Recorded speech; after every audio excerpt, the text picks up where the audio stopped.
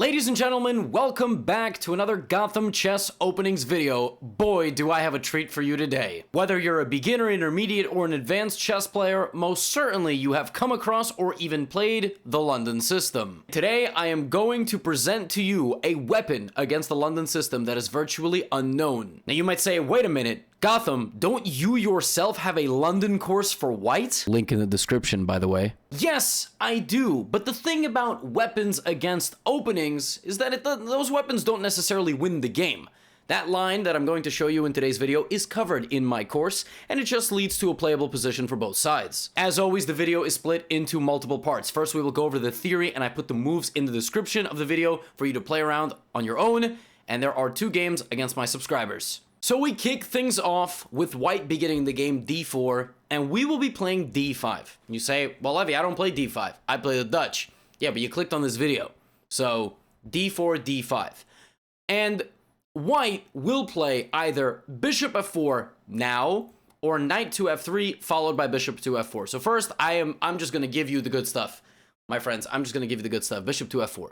There are a lot of good setups here, but we are going to attack our opponents immediately with the move c5. And the idea of this move is you are giving away a pawn off the center. So for example, if d takes c5 is played here, you will play knight to c6 and try to put a second central pawn into the middle of the board. Okay? If you are unable to do that, because white will play the move knight to f3, then you have a few options. First of all, you can just develop naturally and then play the move pawn to e6 later. So for example, develop your bishop, develop your pawn, and then win this pawn back on c5. White just can't really defend that pawn at all. There's no convenient way for white to defend the pawn without moving backwards, and the position's just very bad if you can put 2 center pawns in the middle. D takes c5 is really not challenging, and very few people will play it because you will play, for instance, e5, d4, bishop takes c5, and black is already actually borderline winning within 4 or 5 moves. Most people on c5 will defend the pawn with an e-pawn or a c-pawn. Now, against both of these, and more commonly you will get pawn to e3, you are actually just straight up going to take. Say, wait, why? Normally you develop knights. Well, bear with me. Obviously, if queen takes, just knight c6. And developing normally, and why is there a queen in the center? But if they take back like this, you will still play knight c6. And now white can play knight to f3, white can play c3. The line that I'm talking about goes c3. Because white wants to put the bishop on d3 to defend the pawn, right? This is normal London stuff. And here, my friends, we are going to play a move which is played in less than 0.05% of games.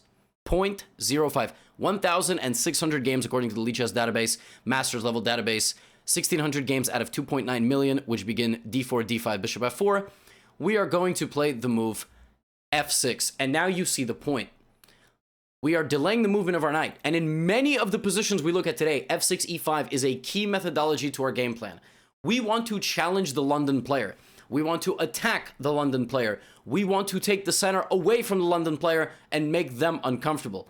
So in a perfect situation here, for example, let's say white plays knight d2, you will play e5. Of course, if there is a trade, then you will very easily and happily put this knight on f6 and then develop your bishops and castle, and you have advantage. That's all I'm trying to get you. I'm trying to get a London player out of their comfort zone, and I'm trying to get you a very nice and playable position. But if white plays knight to f3, so first of all, if white plays knight to f3, you can think that you're pinning and then playing e5, and this also will work, but actually it's even more boss than that. You're gonna play g5. That's the point. Bishop to g3, and here people play in a variety of ways. Some people like to play knight h6 to go knight f5 and then end up taking this bishop. Some people like to just go belligerently, h5. And then, for example, if h4 just g4, and now the knight has to get out of the middle. I've had some blitz games like this against strong players, and I just do this, and then I fill in the gaps. And you just have a massive space advantage. And now, games will go in a lot of different ways here for you after g5 or knight to f3. And the big drawback of playing f6 early in a lot of these positions is there's a lot of queen h5 checks that are possible. But they're never scary. So if queen h5 just g6, and later in a training game, you'll actually see one of these kind of queen h5 ideas. If bishop d3 you can still play e5, and you say, well, what about this check? That looks so scary. I can't go here because they just take. No, you can do this. You actually can go for this position.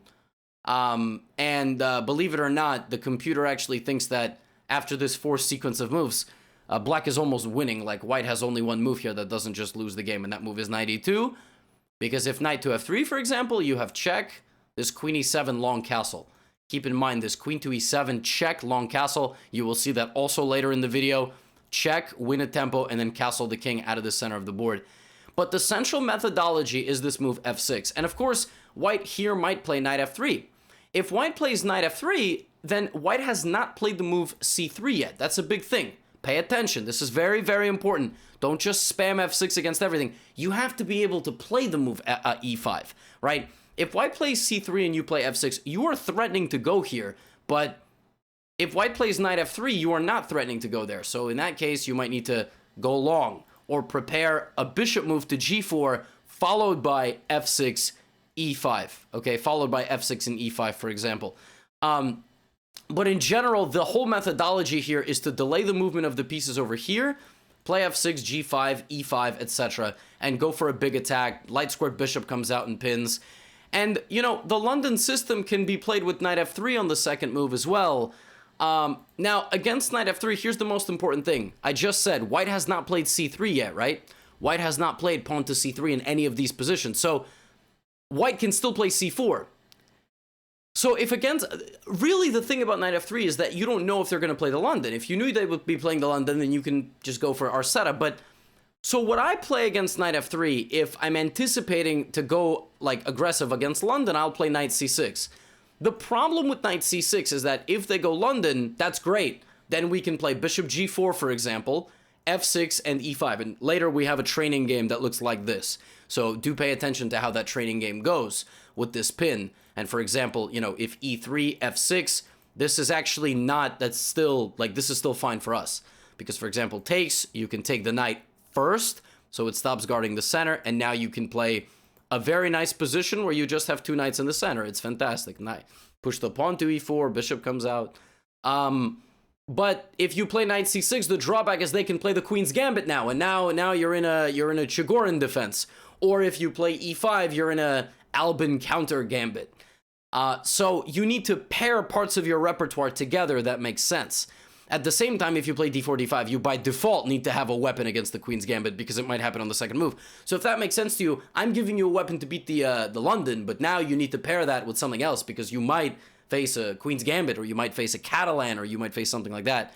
So I like knight c6, but if you don't want to do that, you know, knight f6 is obviously very classical, but then we're not going to get f6, e5. So a flexible move might be to just play like a reverse London very briefly, and then see what they do. If they go queen's gambit, okay, e6, you know, normal queen's gambit stuff. And if they play bishop f4, it's like, okay, great. Now I'm going to go either c5 or just knight c6 and as quick of an e5 push as possible. So for example, that might mean f6, if bishop to d3, which is standard, maybe queen up to try to castle long and then just boom and boom. Like, it could get very bad very quickly for white. Like, these pawn attacks on white in London positions are very scary, and people hate that. Trust me, there's probably London players watching that really hate it. And if you are a proud owner of the GothamChess London course, then you will know that first of all, I recommend e4 here as one of the options to go reverse Albin counter gambit. And here play is tricky. You know, you need to take and then play knight to f6 and fianchetto and castle long, but this is going to be a pretty rare move that you face if you play this just from watching this video. But the alternative in the course, just so you're like, well, you know, what are you, stupid? Why are you telling people how to beat your own course? No, I mean, in the course, like I said in the intro, I recommend just going back to g3. And the point is that when e5 happens, then you just have a game of chess. Like, you just have a game, and you basically just play bishop to b5 and try to pin them, and, you know, they'll play maybe bishop d6 and guard their pawn, or e4 or something. Like, it's just a complex game. That's really what it is. So I know this was brief. I know it was about 10 minutes. The moves are in the description. And please don't think that you watch this 10 minutes and you're going to watch those practice games and you're going to be a master. No, you need to go practice.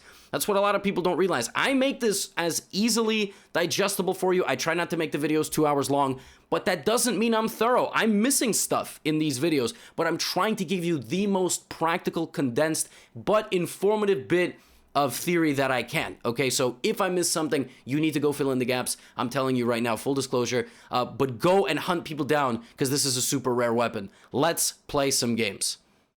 All right, it's time to begin some games. As always, the way this works is I had some volunteers in Discord, and you know, I try to space out in a way that I'll play somebody who is a, you know, it's a relatable game. Like this person is 1,000 blitz, is 1,200 rapid. That seems to be kind of the average intermediate nowadays. Now I'm going to play D4, D5.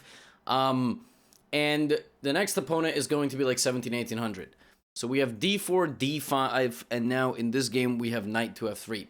So as I said, traditionally speaking, Knight to F6 here is the best line. I'm going to go Knight C6 because I'm assuming that, well, this is going to be a London player. So Bishop to F4, right? This is everything that we talked about. And here, the thing is, we don't know if they're going to go back to the Queen's Gambit. They might be playing a Queen's Gambit. I know for a fact this person is going to play this because, well, I asked in my Discord who plays the London. But now, I'm going to play Bishop to G4. And the idea is that I'm going to have pressure on the Knight, after which I will play Queen D7, F6, and E5. And again, it's all about this kind of F6, E5. And as I mentioned, of course, had they gone into the Queen's Gambit, you would need to learn... you know, you would need to learn something, maybe like the Albin counter gambit or the Chigorin defense, for example. But that is how you pair your repertoire together. I mean, it's only move 4. My opponent shouldn't be thinking that much. I mean, I haven't done anything crazy. Just, okay, E3, yep. And now we know about this F6, E5 idea. Now, F6, E5 here isn't necessarily the most accurate move order. It's a little bit more accurate to go E6, Bishop D6, but I'm going to play this as I showed to just show you the practicality of it. If C4, and I will play E5, CD5, right? Okay, so H3. So we know we can keep this pin. We also know that we can take and then play pawn to E5. And then after takes, you know, you get your 2 knights in the center. And whatnot. Now, if our opponent plays G4, that does kick out our bishop and slightly delay our plan. But I'm going to do that. I'm just going to see what the future holds. Bishop 2E2 might happen. Then after E5, DE5, we'll have to throw in this capture. And this was also actually in the intro. I hope you were paying attention. Now C4, yeah, this was not unexpected. So now E5. And now we have chaos because the bishop is hanging. This is pinned, but my opponent is also going to chop down some things, and, you know, they have 2 kind of defenders here. Oh no, is that just a blunder? Now, the interesting thing is it's not quite a blunder, because after pawn to E4, which pins or attacks the pinned piece here, it's not quite a blunder, actually, shockingly, because after E4 there is G4 in a shocking turn of events, and if I take, they take me. But after E4, G4, and I just move out of the way, maybe it's not so bad. Like, maybe life goes on. Maybe our position's actually pretty good. At the same time, I can also give a check and just develop my pieces very quickly. You know, I'm thinking like bishop here, finish developing, and castle. Maybe I'll just do that. I kind of like that. I feel like maybe while my opponent is wasting time retreating, I'm just going to finish my development and be happy. But who knows? But who knows? This is why we play chess and then investigate our moves afterward. It's a very confrontational setup. I can play E takes D4 now. Pawn will have to take, because if knight takes, then obviously they lose the queen. Can take, and maybe play queen E7 check. I like that. Look at this. Takes. They have to take with the pawn. Then I play queen E7 check. And then I'm going to castle long. And then I finish my development. I've got a lot of pieces out, and I think they're all looking very nice. Now, there is one drawback, I think, to giving this check, and it's that there might be a very quick queen trade. But the good thing for me is that due to this pin, I will be able to take this knight. So for example, I will give a check, something will block on the e2 square, and then I will take the knight. And whatever blocked on the e2 square is not going to be able to take. So for example, bishop to e2, then I will take. They cannot take, and that will result in them having to really damage their structure. Then I will finish my development by playing long castle, and I think black is just clearly better from the opening. It looks like the opening was a success, playing this f6 e5 system, even against knight to f3. But we'll see if we can kind of replicate this in the next game, and how it looks in the next game. Ronnie gave me a good fight in the last opening video that we did. Also, I don't know about y'all, but Jarritos, toronja is my favorite. Grapefruit. Now, rather than taking, I'm going to take this. They cannot take because of the pin. They take like that. I can take and take, but I actually kind of just like taking on d4. I think this is... Maybe I can... No, let's take. Now we've, you know, by the queen moving, it stopped guarding the center pawn, which is another benefit of moving the knight to c6 all the way back on move 2. Because as the opening progresses, you know, that queen might move off d1, and now if we get this, I think knight takes is very reasonable. This is still under fire. I'm threatening this, and I'm threatening knight c2. If my opponent plays long castle, right, so I think what I'll do here is take on c3 first to again damage the structure. So now my opponent has... Wow, this is pretty crazy, this pawn structure. I can take on f3 and probably at some point even take on h2 just to make that trade to get it into an endgame, and we've emerged out of the opening doing very well. Maybe we had something a little bit more clean, but I think this is very straightforward. Now, opponent can, yeah, actually, they can play that move. But I believe I have rook c8, probably. Although, you know, rook c8, bishop... Oh, no. It's actually funny. I thought rook c8, bishop d6, rook e1, but because of where my knight is standing, I would just take. So bishop d6, dc4. Okay, or that, and I think now we use the rook and the pawn, and we take. I can also, you know, it's funny, I can actually castle. I can actually castle. In a strange turn of events, because, you know, bishop g2 is coming anyway. I might, yeah, I think I'm going to castle here. I prefer castling. I want to get my king safe. Maybe king f7 was also very good. The idea is that after bishop to g2, knight dropping back to e5, I'm still happy. Like, my position is still okay. dc4 or bringing the other rook, or maybe knight f5. What I'm trying to do here is disallow counterplay. So I don't want my opponent's rook to infiltrate. That's really the biggest thing here for me. Maybe knight back to e5. This is actually a very good move, bishop g2. Very decent move, because now the c3 pawn is protected. Yeah,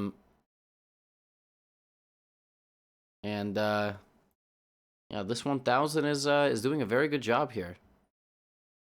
Very good job. Shows you that even though you know, with a rating mismatch and watching a GothamChess YouTube video, you can still get a very decent position in this opening. It's a tough opening to crack, but black definitely has fighting chances, and we have had the initiative more or less from start to finish. So, all right, so 1, 2, 3, 4, 5 with some initiative on the queen side. At the same time, we also have to remember the goal of having a 1000 to play against GothamChess on one of these videos is not for me to destroy them and make them never want to play chess again. That's the secret of being a chess teacher.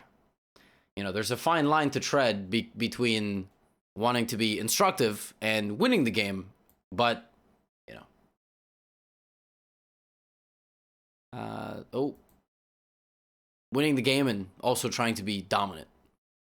But we will analyze this. We'll analyze maybe to see if we had anything cleaner.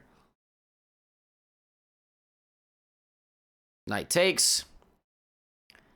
And now we have an endgame. I guess I'll offer a trade of rooks. There's only 20 seconds left on the clock. They should not trade. And the London bishop has survived into the endgame. Takes.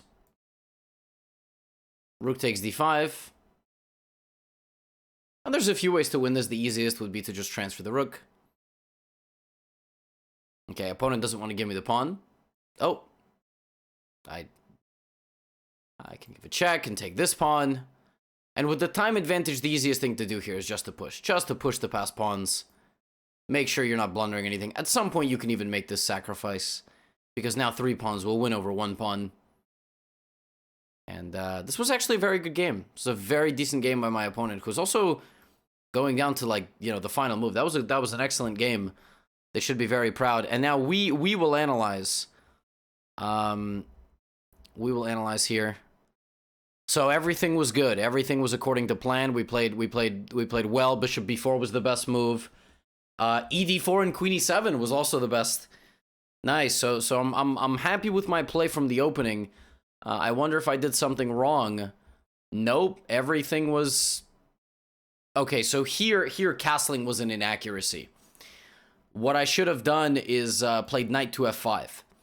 And basically, even with this move, I saw this and I didn't like it. But I guess the endgame is just bad for white. Like, the initiative of the opening carries over to an endgame where only black is playing the position for a win. So, interesting for sure. So I'm you know, it goes to show you that even with an aggressive and very tricky line, the London is so solid, which is why we need videos like this. Because the videos like this will give you an advantage within the first 10 moves. And we did have an advantage by move 9 with queen to e2 played and then winning this pawn. So, man, London is a brutal opening to play against. But I'm happy. I mean, I'm happy that whole transformation in the opening went the right way. And now it's time for Ronnie. Ronnie's 1460, but 1730 rapid and 1600 in blitz. I think Ronnie plays bishop to f4. And now c5 immediately. Obviously, we know dc6. We have knight c6 and e5. Okay, Ronnie plays knight f3, which is not accurate because it allows me to take on d4 right away. But I guess what I would say here is that the best move is taking on d4. Now, I'm conflicted. Do I take on d4 and make my opponent kind of put one of those pieces in the center? Maybe we do. Maybe we punish Ronnie. If queen takes d4, knight c6. If knight takes d4, I'm actually very curious if I can just play f6, e5. Like, against knight d4, you can play any move. But again, because this whole video is predicated upon that pawn advancement with f6, e5, I really want to do it. And I think I will. I think I will play it. And obviously, queen d4, it's the same. It's these 3 moves. So this could get very bad very quickly. It's actually an interesting blunder there from Ronnie. Ronnie doesn't play the London. He did volunteer to play for the video. But I did not expect that he would play bishop f4, knight f3. I thought he was going to play bishop f4 and e3. But that's the difficulty of recruiting subscribers to play against you at 11 p.m. And Ronnie's thinking, yeah, nothing looks too great. I mean, of course you should play knight takes d4. You should not allow me to attack your queen, and he does it. And now I'm gonna play my f6 idea. This looks really funny. This looks very non-standard. But as you've seen from the theory concept, this pawn structure is so hard to deal with, and London players will hate it. They will hate it.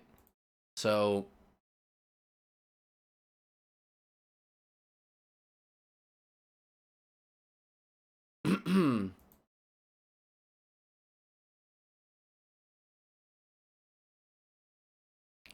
apologies for the silence there. My opponent is just being very suspenseful. I didn't expect, you know, I didn't expect this to... Ronnie's really in the tank here. I mean, I feel kind of bad.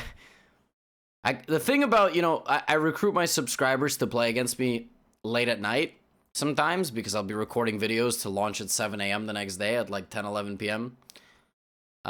Oh, that's a very tricky move, e3. So if e5, then there's queen h5 check. That's very interesting. Look at this. So e5 takes, and he wants queen h5, which is, I suppose, a small drawback of this system. But if I just don't blunder that, right, so he checks me. Okay, now you can't block knight c6. You know, the craziest thing is this is actually very legitimate what he's doing, because if I play like knight d7, he can go knight e6. So actually, I think king f7, as bogus as it looks, might be the best move. And then I'm just going to play e5 next move anyway, and then I'll finish my development. Now, this looks ridiculous for an openings video. However, knight f3 cd4 allowed this. Now, f6, you know, f6 was really trying to gunning for that setup to try to make it look familiar. So let's go e5, which is the plan. And we will analyze after, like, the good and the bad of what we did. So there's a little bit of pressure there. Queen a5 check does not win a piece, by the way, because knight just blocks on c3. I can develop my knight. I don't see anything particularly wrong with just finishing my development and taking all the center space. All right, so a6 is always a move as well. Bishop to e6 is next. Yeah, of course people are going to do that, as we know. Now we can play bishop to b4, just the same thing that we did last game. In fact, if we play bishop to b4 and they play knight to c3, isn't there just d4? And then if this a3, we can play dc, and I don't know. But we'll have the crisscross applesauce pins maybe. It's a very wacky position. But again, the whole point of this video is to take London players so far out, and make the position really complex from the get-go. Don't let them get comfortable. Don't let them get to a familiar looking London position. Okay, so now a6. If bishop takes, then pawn takes. And I think we're good, and I think we're happy, and I think bishop d6, bishop e6, and knight e7, and I think the opening is a success. I think there is nothing here for white. Bishop to e6. Doesn't look like there's anything that Ronnie can do here. I mean, the center pawn wall is somehow so powerful. There's just nothing white can do.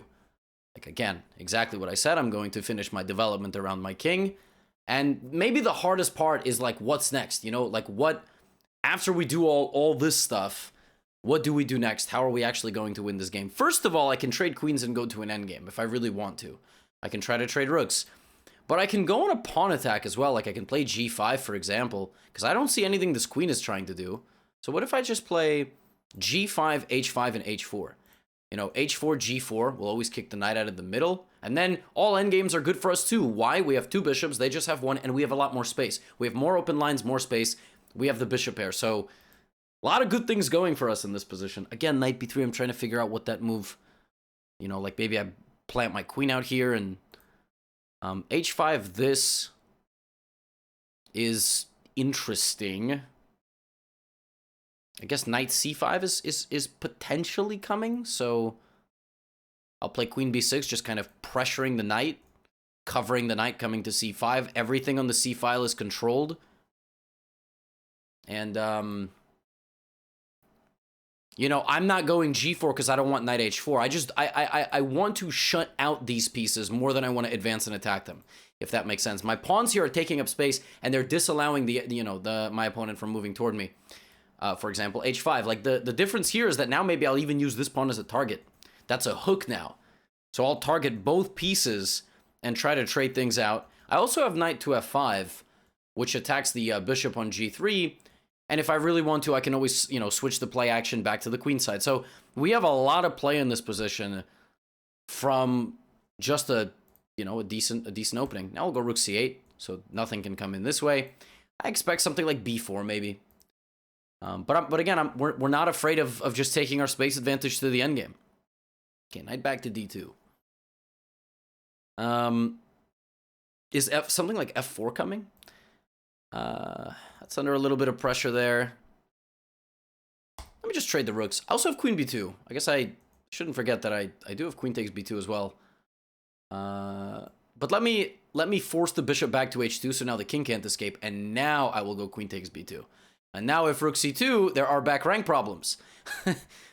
So that's nice. And now I think we can take this pawn. We are up 2 pawns. A very, very clean game for us thus far. Bishop back to b4. No knight c6.